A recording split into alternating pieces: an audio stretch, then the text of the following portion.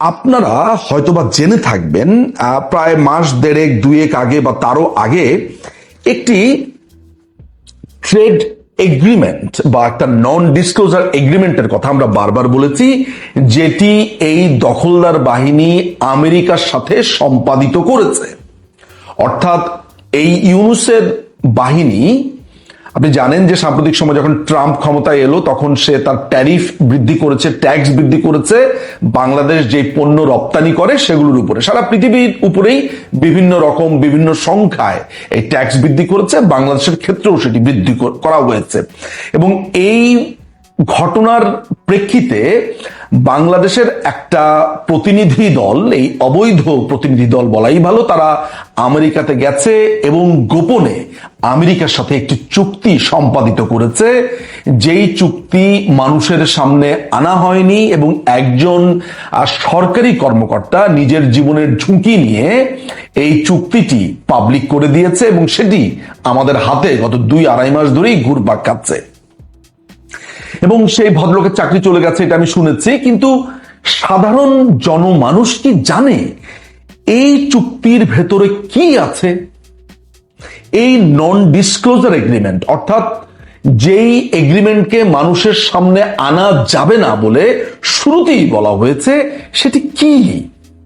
আমাদেরকে বাংলাদেশ সৃষ্টির শুরু থেকে বার বলা হয়েছে যে বাংলাদেশ নাকি ভারতের সাথে দাসত্ব চুক্তি করেছে। বিশেষ করে বাংলাদেশ আওয়ামী লীগের প্রেক্ষিতে বলা হয়েছে যে বাংলাদেশ আওয়ামী লীগ যতবার ক্ষমতাতে ছিল ততবারই নাকি ভারতের সাথে নানান রকমের চুক্তি করেছে, যেটি দাসত্ব চুক্তি, দেশকে বিক্রি করে দেওয়ার চুক্তি। এগুলোর বাইরে অনেকগুলো সাইড টপিকস নিয়ে এসেছে, সেটা হচ্ছে যে মসজিদে উলুধ্বনি হবে বাংলাদেশ আওয়ামী লীগ ক্ষমতায় এলে, কেউ নামাজ পড়তে পারবে না, ভারতীয় সৈন্য আসবে। এবং সাম্প্রতিক সময়ে আপনার বর্তমানে যে এই অবৈধ দখলদার বাহিনীর আইন উপদেষ্টা মোহাম্মদ নজরুল ইসলাম ওরফে আসিফ নজরুল বলেছে বাংলাদেশ নাকি 26 লক্ষ অবৈধ ভারতীয় ওয়ার্কাররা আছে বা বৈধ, হোয়াট এভার ইট ইজ, 26 লক্ষ কর্মচারী আছে যারা বাংলাদেশ থেকে সমস্ত টাকা পাচার করে ভারতে নিয়ে যাচ্ছে। মজার ব্যাপার হচ্ছে এই যে বাংলাদেশ বিক্রি হয়ে যাচ্ছে ভারতের কাছে, বাংলাদেশ শেষ হয়ে যাচ্ছে, দাসত্ব চুক্তির কথা বলা হয়েছে, আজকে 1 বছর হয়ে গেল সুবর্ণ সুযোগ পাওয়ার পরেও, যেখানে কথায় কথায় বলা হচ্ছে ঢাকা না দিল্লি, ঢাকা না দিল্লি, এখনো পর্যন্ত প্রিয় দর্শক আপনি কি লক্ষ্য করেছেন যে ভারতের সাথে কোন চুক্তিটা হয়েছে যেটি দাসত্ব চুক্তি, বাংলাদেশের মানুষের জন্য স্বার্থের সংঘাত তৈরি করেছে বা স্বার্থ বিরোধী, সেগুলো দেখাতে পারেনি। কিন্তু এরই ফাঁকে আমেরিকা ট্যাক্স ট্যারিফ বৃদ্ধি করবার পর এই চুক্তিটি করেছে। আপনি এই চুক্তি সম্পর্কে আজকে যেই সার সংক্ষেপ আমার কাছ থেকে জানবেন, জানলে আপনি চমকে যাবেন এবং প্রথমেই বলবেন আমি মনে হয় চাপা মারছি, মিথ্যে কথা বলছি। আমি নিশ্চিত আপনি নিজের ভেতরে আলোচনাতে বলবেন নিঝুম মজুমদার যে এই যে আমাদেরকে তথ্যটা দিল, এটা হতেই পারে না, এটা কিভাবে সম্ভব? আমি আসছি সে কথাতে। এখানে অনেকগুলো বিষয়ে আমেরিকার সাথে চুক্তি হয়েছে এবং চুক্তিটা এত ভয়ঙ্কর যে আমেরিকা জাস্ট এইভাবে একটা ছড়ি ধরে বাংলাদেশের উপর ঘুরিয়েছে, তুই এটা করবি, তুই এটা করতে হবে, তোকে এটা মানতে হবে, না মানলে তুই শেষ। পুরো চুক্তি জুড়ে এই কথা। আপনি বাংলাদেশের কোনো মানুষকে কোনো সংবাদ সম্মেলন, কোনো মিছিল, মার্চ, কোনো টিভি টক শোতে এই চুক্তি নিয়ে তীব্র ভাষাতে কথা বলতে কি দেখেছেন? বা এই অবৈধ সরকার তারা এই চুক্তিটা কেন করলো?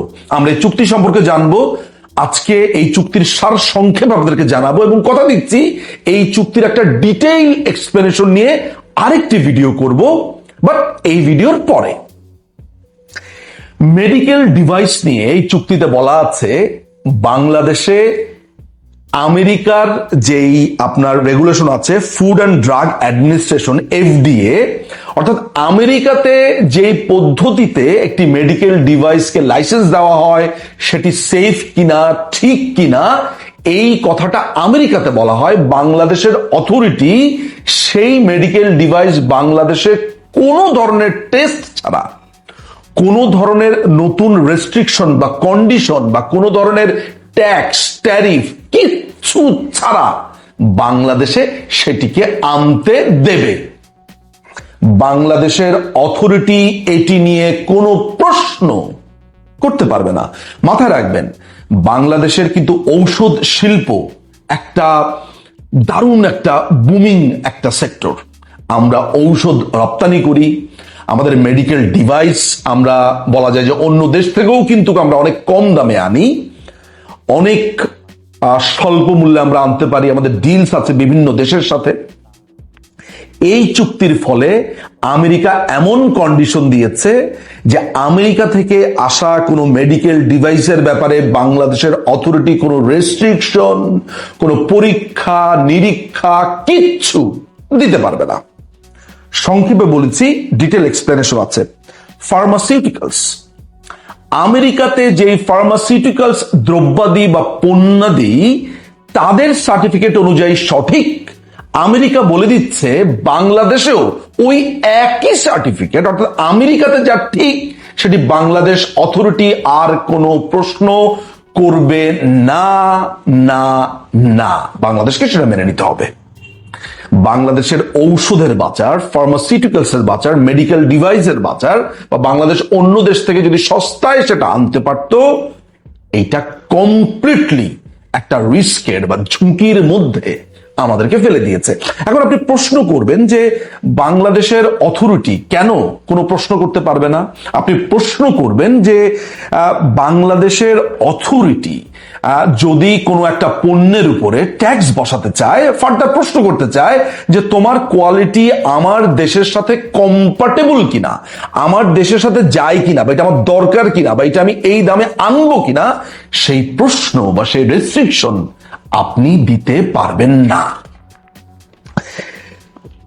এরপরে রয়েছে মোটর ভেহিকেল পার্টস। ওই একই ব্যাপার, আমেরিকাতে একটা গাড়ির যে যন্ত্রাংশ কিংবা একই সাথে আছে রিম্যানুফ্যাকচার্ড গুডস এবং এগ্রিকালচার, এই দুটোর তিনটার জায়গাতেই একই রকম। অর্থাৎ আমেরিকা যদি একটি মোটর যন্ত্রাংশের ব্যাপারে কোনো সার্টিফিকেট দেয় তাদের দেশে, বাংলাদেশ সেটিকে নতুন করে টেস্ট করতে পারবে না। বাংলাদেশ নতুন করে সেটি নিয়ে কোনো ধরনের এম্বার্গো, কোনো ধরনের ট্যাক্স বা কোনো ধরনের স্ট্যান্ডার্ড এটা সেট করতে পারবে না। আমি জানি না আমার কথাগুলো খুব কঠিন হয়ে যাচ্ছে কিনা। অর্থাৎ বারবারই বলছি, আমেরিকাতে যেই পদ্ধতিতে চলবে একই পদ্ধতি বাংলাদেশে যে চলবে বা ওই একই কোয়ালিটির যে বাংলাদেশে চলতে পারে, এটি নয়। কিন্তু বাংলাদেশ একটি সার্বভৌম রাষ্ট্র, তার নিজস্ব স্ট্যান্ডার্ড আছে, তার নিজস্ব নিয়ম আছে, নীতি আছে। হ্যাঁ, আমরা দরিদ্র দেশ, গরিব দেশ, আমাদের অর্থের স্বল্পতা আছে, আমাদের ম্যান পাওয়ারের স্কিল নিয়ে প্রবলেম আছে, আমাদের অনেক কিছুতেই অনেক প্রবলেম আছে, কিন্তু আমরা সবশেষে একটা সার্বভৌম দেশ। আমি আমার দেশে একটা পণ্য আনবো অন্য দেশ থেকে এক্সপোর্ট করে, সেই দেশের সার্টিফিকেট আমাকে মেনে নিতে হবে। একই কাজ যদি এমন হতো যে ইন্ডিয়ার